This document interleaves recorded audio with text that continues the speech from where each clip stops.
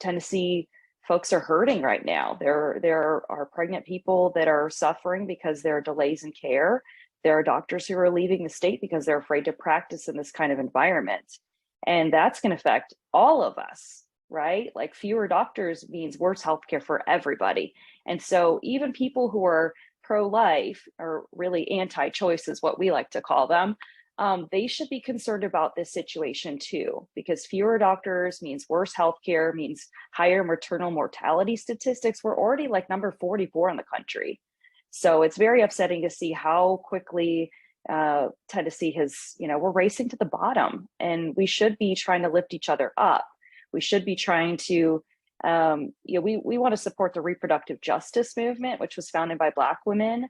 And that's not just when you want to have kids, if you want to have kids, but raising kids in a healthy environment where they're safe to walk the streets without getting, shot or, accosted by gangs, or, the environment that they live in is healthy. So we want it all.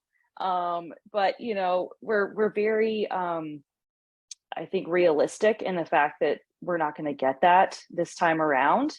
But I think by asking for the whole pie, possibly they might throw us a few crumbs, but it's looking less and less hopeful.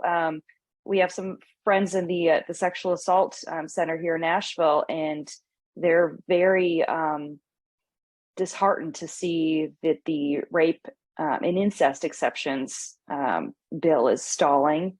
And then as a physician, I'm very disheartened to see that it's House Bill 883, Senate Bill 745, I believe, which is the exceptions for the life of the mother.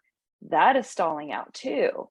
I mean, the right to life folks are getting more and more extreme. They don't care that mothers will die if we don't change this bill, because doctors don't want to go to jail.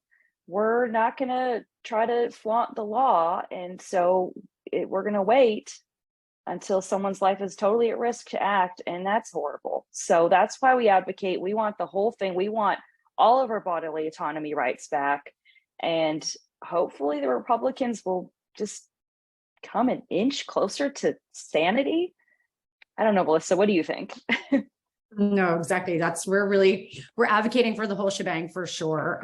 But, obviously, like Katrina said, we're realistic. I think this is where, one of the great things about this group is that, although we're all of us are advocates for reproductive rights, reproductive justice. We have experts like Katrina who've been fighting for this even before this group started, right? And so it's really like, I feel like having her intel, having folks like Francie, like being able to kind of tell us, from the inside out what they've seen, what they expect, is like been a great leadership for our team.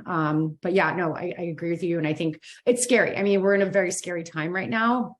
And I actually am almost, sometimes I have to look around and just say, like, is everybody as scared as I feel about this? Because the other really big thing we saw last week was there was a bill that they did not, I'm going to probably botch this, but basically calling out contraception like IUDs and other forms of birth control were not being, like, they did not, not willing to say that that's not a criminal abortion, right? So that is very scary, because this is where those that even maybe didn't care, well, I'm not getting pregnant, or I wasn't planning to get pregnant. This also infringes on those rights, right? Like this is where this widens the net of who's being affected.